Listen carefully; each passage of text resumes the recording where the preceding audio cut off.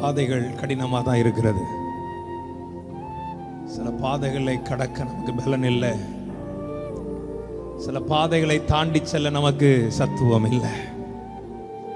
ஒரே ஒரு காரியம்தான், ஆண்டவரே உம்மை நம்பி இருக்கிறேன், என்னை எப்படியாவது தூக்கி விடுங்கப்பா. வனாந்திரத்தில்